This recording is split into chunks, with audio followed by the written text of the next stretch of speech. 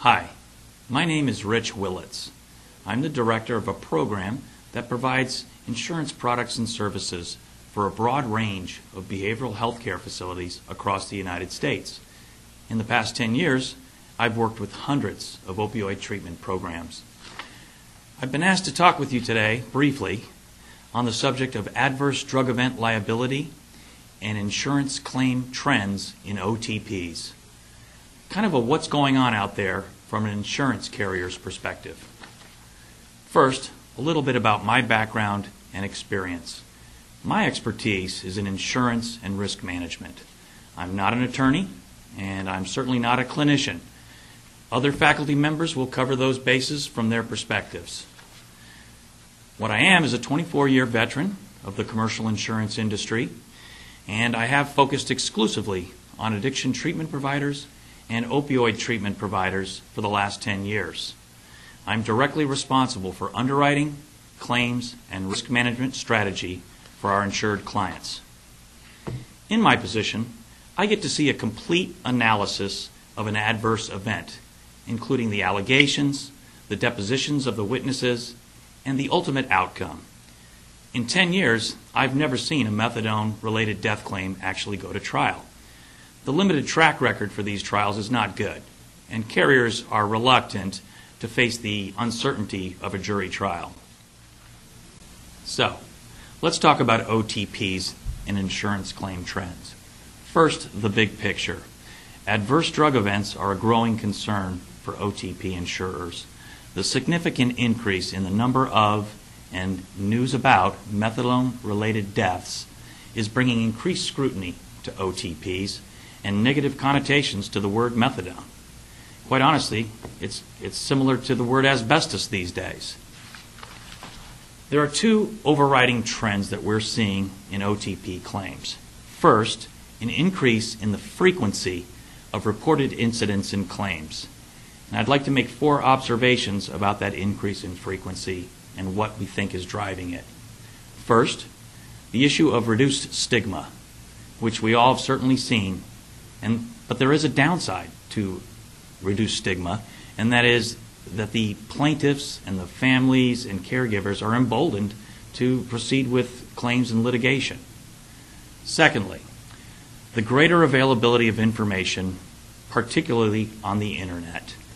There's been a proliferation of bad news, predominantly, about methadone on the internet.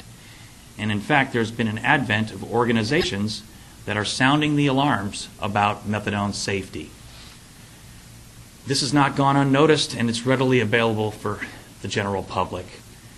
The third issue that we think is driving a greater frequency of claims is the increased involvement of attorneys in litigation. There was a time in the past when attorneys were reluctant to get involved with a deceased heroin addict. Those days are gone. There are lots of hungry attorneys out there that will take these cases. And the fourth driver of frequency that we're seeing are new causes of action. By that, I'm talking about claims and allegations that we didn't see 5 to 10 years ago, such as impaired drivers and cardiac-related issues. The second overriding trend that we're seeing in OTP claims is an increase in the severity of the outcomes and settlements. Again, there are 3 things that we think are driving that increased severity. More attorney involvement.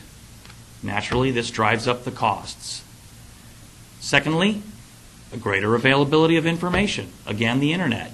Attorneys have access to this information, and quite honestly, they're getting better at suing you. And the third issue that we think is driving some of the severity in the claims is the patient demographic shift.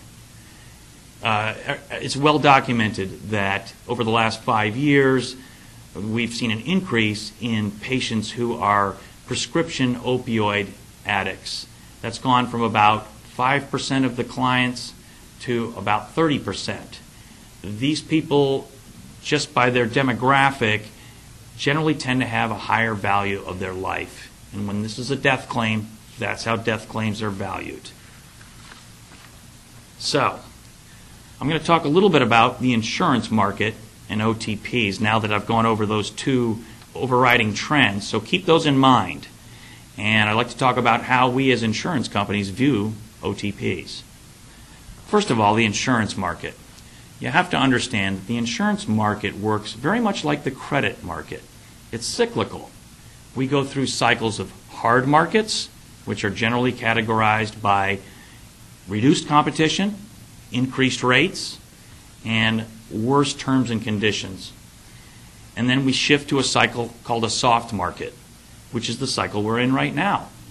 And that's characterized by reduced premiums and rates and better terms and conditions. There's simply more competition. In fact, at this point, we've been in a soft market cycle since about 2002. The last hard market, 2000 to 2002, which was spiked by the World Trade Center catastrophe. Essentially, to make this simple, insurance companies work from a large pool of capital that they have to pay claims. It's about $450 billion nationally. As that capital pool gets depleted through more claims and exacerbated in its depletion by catastrophes, they have to refill that capital. And that means they have to raise rates. So, the soft market that we've experienced for the last 7 years may have given you a false sense of security. It's been pretty easy to get decreased premiums and find lots of companies that will quote your insurance over the past 7 years.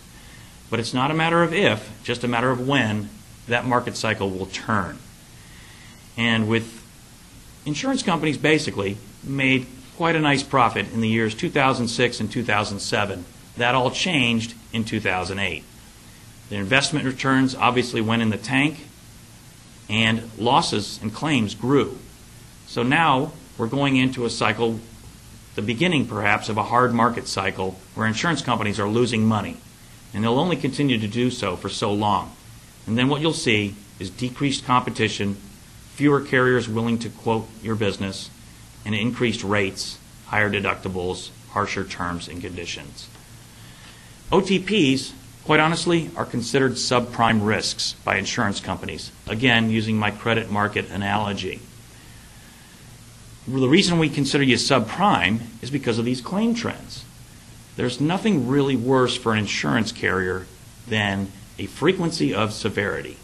To give you an example, think about Florida and the hurricanes in the summers of 2004 and 2005. Frequency of severity makes a risk difficult at best to insure. The other issues that are driving our labeling OTPs as subprime would include things like the ambiguity around the accepted standards of care, and I'm thinking particularly about cardiac, defense challenges that we face. Methadone is often referred to as the smoking gun because it lingers in the body for so long, and I think most of you have experienced medical examiners and coroners' reports that quickly lead to methadone poisoning as the cause of death, even if there are multiple substances of abuse in the system. The other thing that would cause us to label you as subprime would be the general deterioration of the public image of methadone itself. Savvy carriers are concerned with these frequency and severity trends. Okay. So, what's an OTP to do? Right now, times are good. Next year, the year after, things may be a little bit different from an insurance standpoint. So what can you do? Again, I'll go back to my credit analogy. Take care of your own credit report. Clean up your own house. How do you do that?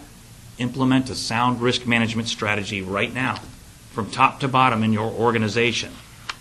You can't impact the insurance market cycles by yourself, but what you can impact is your own loss experience and your own risk management programs.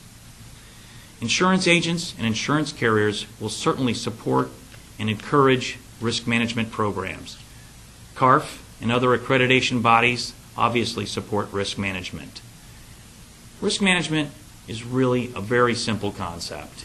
It's common sense. We use risk management every day in our lives when we fasten our seatbelts, when we look both ways before crossing the street.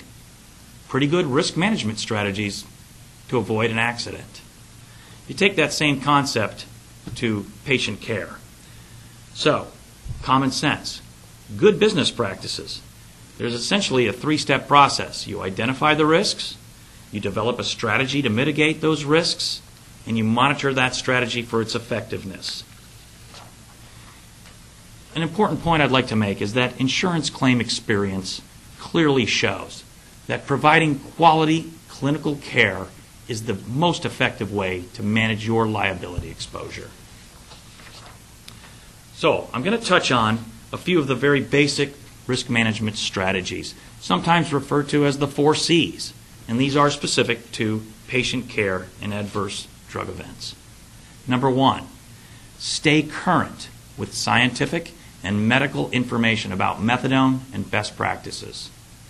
Number 2, thoroughly collect patient information before and during treatment. Number 3, communicate with patients, family members, and maybe most importantly, other healthcare providers. And the 4th C would be carefully document patients' records. I can't stress enough that 4th C, because when we're playing Monday morning quarterback, that documentation is the first thing we look at, and it's pretty self-explanatory that the best documentation often wins in court and in negotiation. These are real basic tenets of patient care. These risk management strategies need constant reinforcement. This is where most errors occur.